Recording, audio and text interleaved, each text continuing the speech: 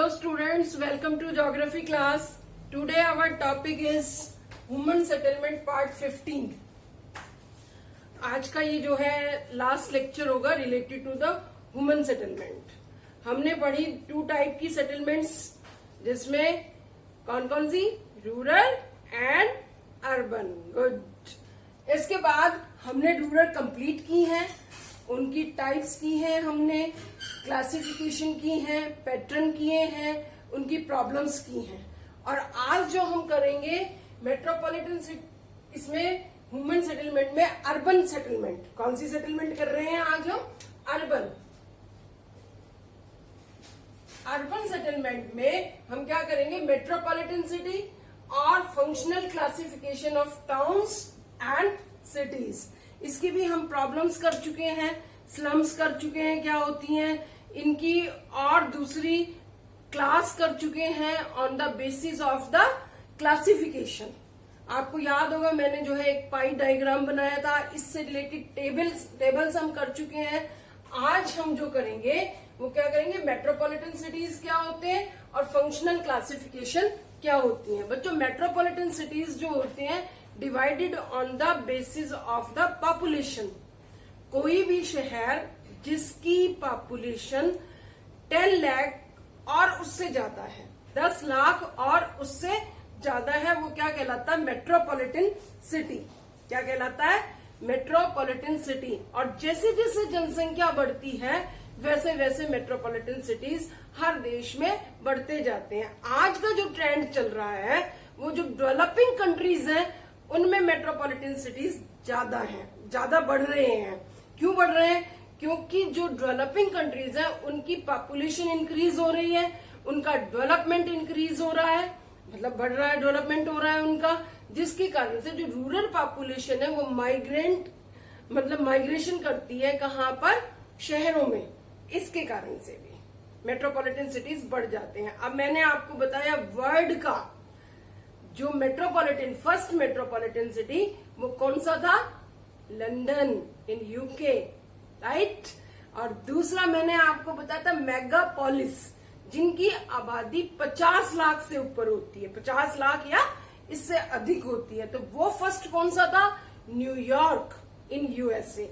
ये तो हम वर्ल्ड की सेटलमेंट में पढ़ा. आज हम पढ़ेंगे इंडिया की सेटलमेंट में. इंडिया का ये देखिए साथ के साथ मैप वर्क हो रहा है, right.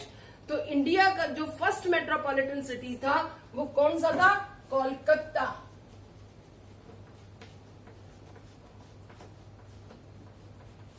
First metropolitan city of India कौन सा था? कोलकाता था. और बच्चों जो है ये एकमात्र था. उसके बाद जो है जो 1911 की सेंसस हुई उसमें दूसरा मेट्रोपॉलिटन सिटी बना मुंबई.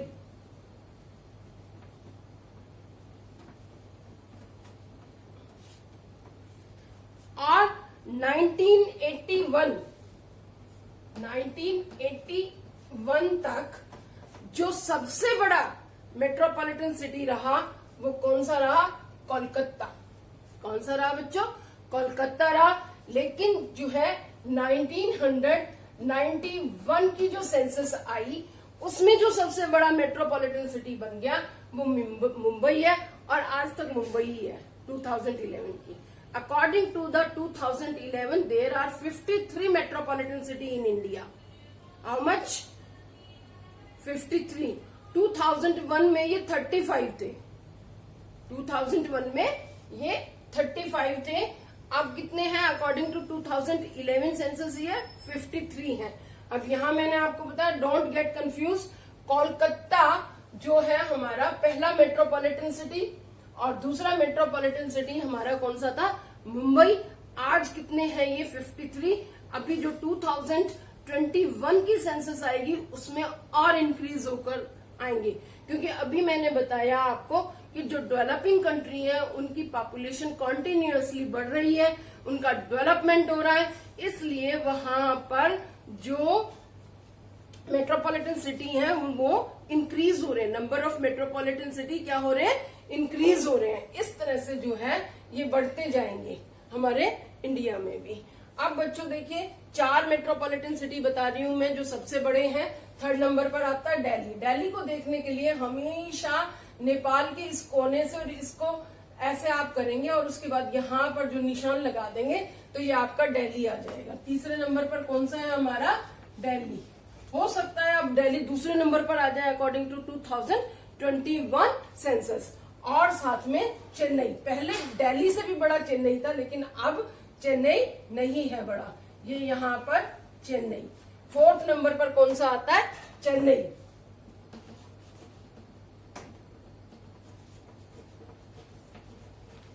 चेन्नई। तो इस तरह से बच्चों ये 4 बड़े मेट्रोपॉलिटन सिटी आपने याद रखने, ये आपके बहुत काम आएंगे आगे भी। और फिर मैं आपको बता रही हूँ मेट्रोपॉलिटन सिटी क्या होते हैं अकॉर्डिंग टू द पॉपुलेशन, यानी कि जिन शहरों की आबादी 10 लाख या इससे अधिक होती है उनको हम क्या कहते हैं? मेट्रोपॉलिटन सिटी कहते हैं।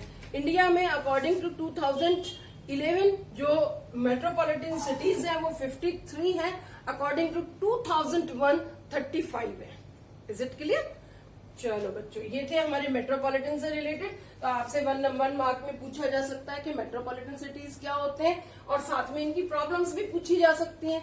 तो जो अर्बन एरियाज की प्रॉब्लम होती है वही मेट्रोपॉलिटन सिटीज की प्रॉब्लम होती है। लेकिन यहाँ पर जो आपने ऐड करना है वो स्लम्स को करना है। किसको करना है? स्लम्स को करना है। मैं अगर दिल्ली की बात करूं तो 53% पॉपुलेशन आज भी स्लम्स में रहती है। तो पूरा जितना बड़ा शहर होता है जहां बड़ी बड़ी भव्य इमारतें होती हैं, उसी के साथ बहुत छोटी छोटे घर भी होते हैं, झुग्गी भी होती हैं, झोपड़ियां भी होती हैं। तो इसलिए जो है स्लम्स इनकी सबसे बड़ी प्रॉब्लम होती है। और सारी चीजें तो होती हैं, भीड़ भाड़ है, ट्रांसपोर्ट है, और जो है वाटर फैसिलिटी है, स्कूल है, कॉलेज है, पार्क है, सब कम पड़ना शुरू हो जाएगा जब पॉपुलेशन बढ़ेगी। तो यही मेन इनकी प्रॉब्लम्स होती हैं बच्चों। और उसके बाद धारावी मैंने आपको बताया था कि मुंबई में धारावी सबसे बड़ी स्लम है, वो आपने याद रखना है 1 मार्क में। इस तरह के क्वेश्चंस आपको इसमें से मिल सकते हैं। अब this is the most important topic, ये है हमारा क्लासिफिकेशन। 5 मार्क्स का आएगा आपके पास। इसमें से कितने का आता है? 5 मार्क्स का। इसी तरह से बच्चों 1 मार्क क्वेश्चन भी आ सकते हैं इसमें से। इसको आपने बहुत अच्छे से करना है। अब ये क्लासिफिकेशन किसके ऊपर है? Functional classification of towns and city. किसके ऊपर है? फंक्शन के ऊपर है कि किस तरह का फंक्शन उस टाउन में या उस सिटी में होता है, उसी तरह का वो टाउन, उसी के नाम से वो टाउन जाना जाता है। तो इसमें बच्चों क्लासिफिकेशन ही पूछी जाएगी आपसे। Describe the towns and city on the basis of the function. तो उसके बाद क्लासिफिकेशन से रिलेटेड पूछा जा सकता है। तो ये आपने 9 है हमारे। सबसे पहले आते हैं एडमिनिस्ट्रेटिव टाउन्स, दूसरे हैं इंडस्ट्रियल टाउन, 3rd हमारा है transport town, 4th commercial town, mining town, 5th 6th cantonment towns, 7th आपकी जो है एजुकेशनल टाउन्स, और 8th आपके रिलीजियस एंड कल्चरल भी कर लीजिए। इसमें दोनों ही होते हैं ये कल्चरल टाउन्स।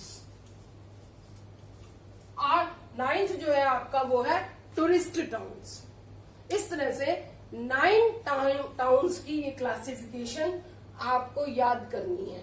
बहुत इजी है, एक बार नाम याद कर लीजिए, एग्जाम्पल याद कर लीजिए बस। और जो नेम आप याद करेंगे उस नेम के ऊपर ही इनकी वो फंक्शन है, नेम के ऊपर ही फंक्शन है। जैसे कि यहाँ पर है एडमिनिस्ट्रेटिव टाउन। एडमिनिस्ट्रेशन क्या होता है? प्रशासन, यानी कि ऐसे टाउन जहां से प्रशासन चलाया जा रहा हो। आमतौर पर देश की कैपिटल और क्या होगी?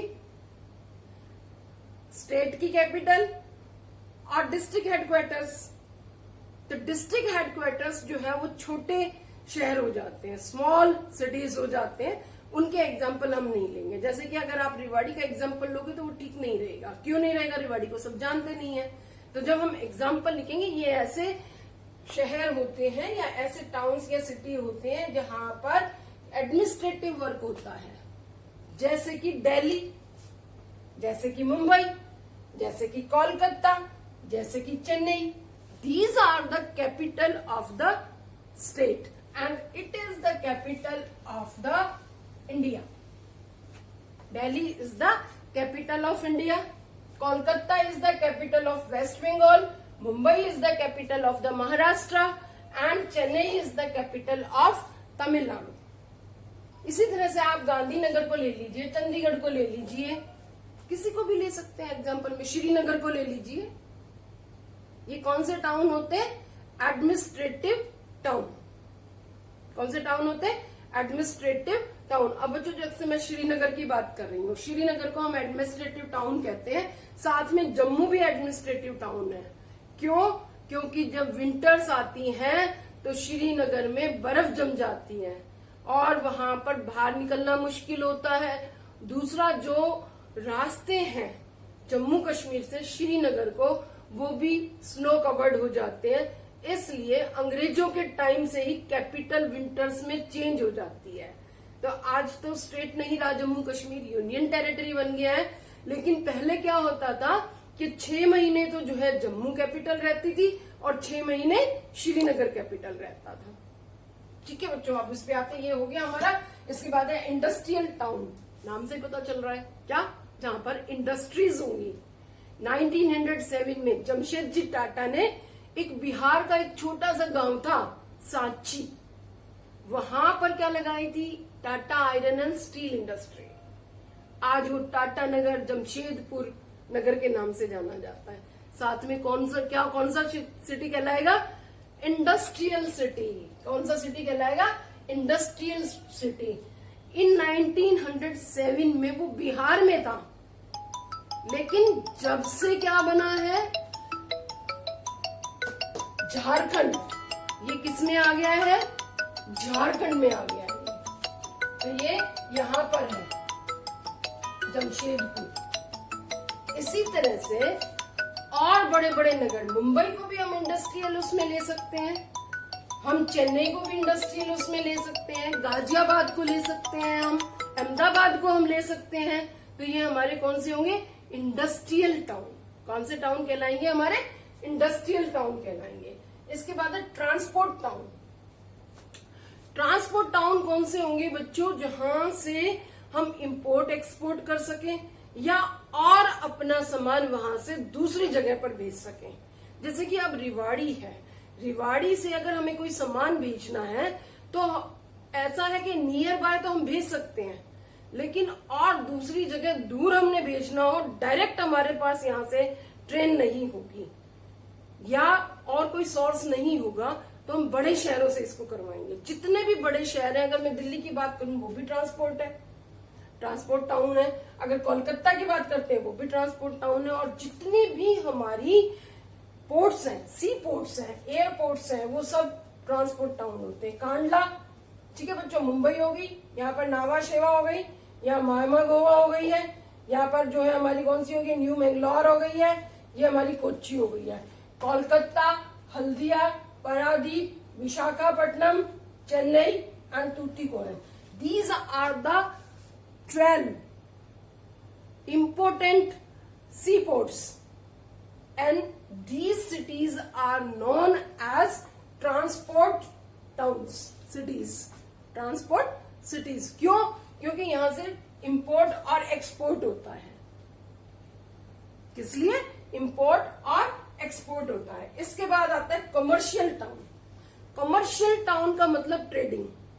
अब बच्चों वैसे तो सभी शहरों में ट्रेडिंग होती है, जो छोटे शहर है उनमें भी हो रही है। ऐसा थोड़ा ना कि रिवाड़ी में ट्रेडिंग नहीं हो रही है, हो रही है ना। रिवाड़ी में ट्रेडिंग हो रही है। कौन से ज्यादा? उसकी एग्रीकल्चर गुड्स की। जो स्मॉल सिटी होते हैं उनमें एग्रीकल्चर गुड्स की ट्रेडिंग ज्यादा होती है, और जो बड़े सिटीज होते हैं उनमें दूसरी तरह के आइटम। दूसरी तरह का आइटम का मतलब मैन्युफैक्चर्ड आइटम, बड़े आइटम, उन चीजों की ज्यादा होती है। अब जैसे कि ट्रेडिंग तो गांवों में भी होती है बच्चों, ऐसा नहीं ना कि ट्रेडिंग गांवों में नहीं होती, शॉप्स वहां पर भी हैं, लेकिन गांवों में हमारी जरूरत की चीजें मिल रही हैं, कंज्यूमर गुड्स, जो कि हमारे डेली यूज में काम आने वाले हैं। लेकिन जो बड़े शहर होते हैं उनमें सारी चीजें मिलती हैं। अब जैसे रिवाड़ी की जो ट्रेडिंग है वो किसके ऊपर डिपेंड है? दिल्ली के ऊपर। क्यों? क्योंकि जो होलसेल का माल आता है सारा, वो कहां से आता है? दिल्ली का है, दिल्ली से आता है।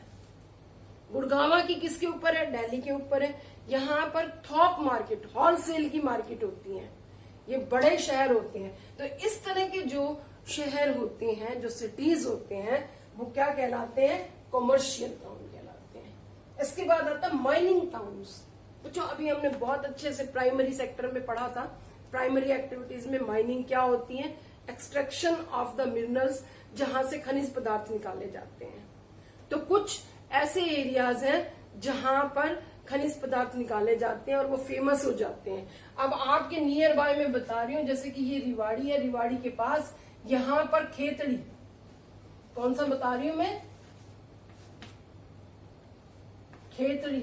खेतड़ी जो है राजस्थान में है, कॉपर निकाला जाता है वहां पे, रिवाड़ी के नजदीक, राजस्थान में है, नारनौल से आगे, और वहां पर खेतड़ी से क्या निकाला जाता है? कॉपर। वैसे धनबाद है, झरिया है, बोकारो है, ये सारे कहां पर है? इस एरिया में है।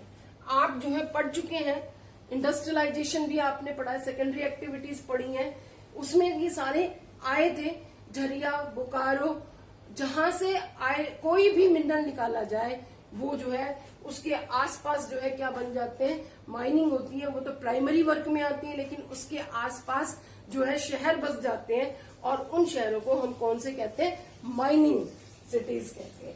इसके बाद है cantonment board towns. Cantonment towns क्या होते हैं? ये आर्मी से रिलेटेड होते हैं, डिफेंस से रिलेटेड होते हैं। यहाँ पर एयरफोर्स, आर्मी, नेवी, इस तरह की हमारी जो फौजी हैं वो रहती हैं, और उनसे रिलेटेड काम होते हैं यहाँ पर। जैसे कि आपने सुना होगा अंबाला कैंट, दिल्ली कैंट, ये किसके टाइम से शुरू हो गया था? अंग्रेजों के टाइम से शुरू हो गए थे, छावनियां बनाई थी उन्होंने। मऊ है, फिरोजपुर कैंट है, ये इसके एग्जाम्पल है। यानी कि याद रखिएगा, डिफेंस से रिलेटेड होते हैं ये टाउन्स। इसके बाद है एजुकेशनल टाउन। कितना सिंपल है एजुकेशनल टाउन।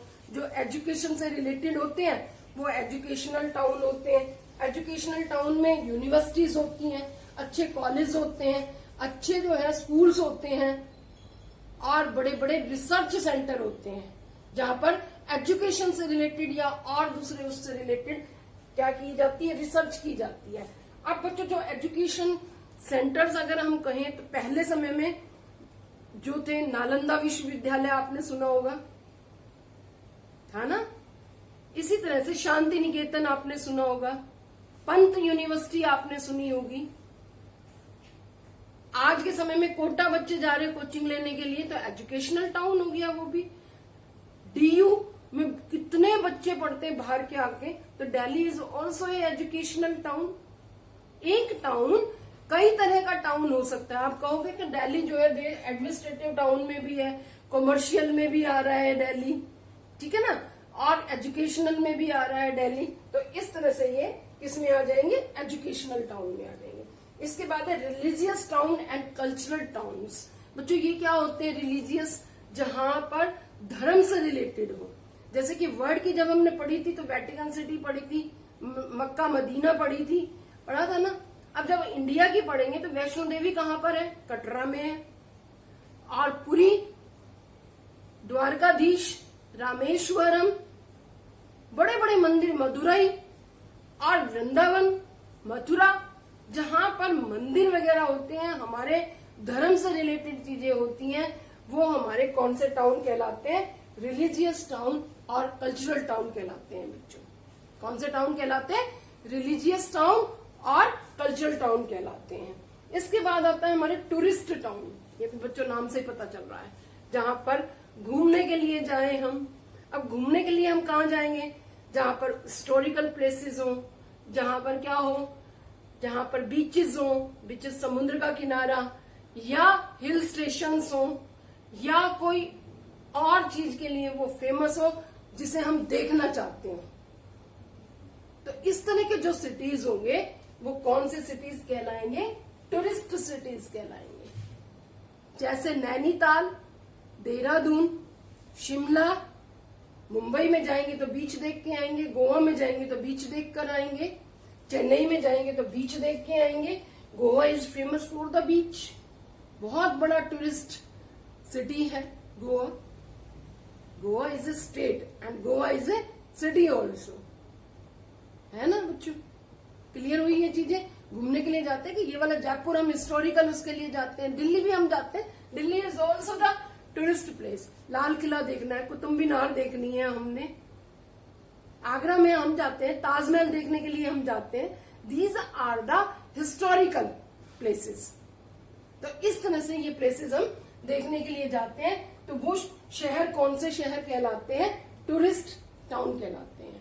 बच्चों अब इसमें से एग्जाम्पल पूछ लिए जाते हैं। Give 2 example of the tourist town, give 2 example of the administrative town, 1 mark question में।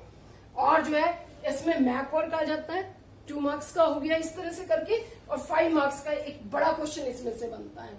So it is very important topic for you. इसके नोट्स बनाइए और जहां एग्जाम्पल आप डालते हैं उसको अंडरलाइन करिए बच्चों।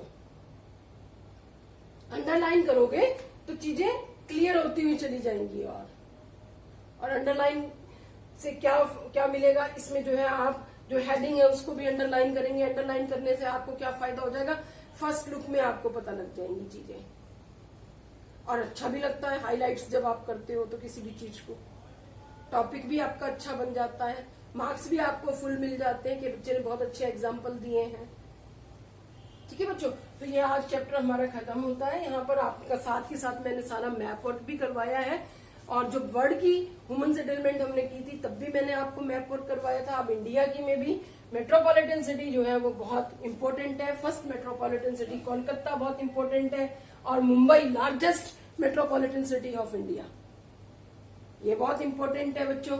अब इसमें और क्या पूछ लिया जाता है, इसको ईस्ट का करके पूछा जाता है, इसको वेस्ट का करके पूछा जाता है, और इसको नॉर्थ का, और इसको साउथ का, इस तरह से भी पूछ लिया जाता है। तो इस तरह से भी ये इंपॉर्टेंट है।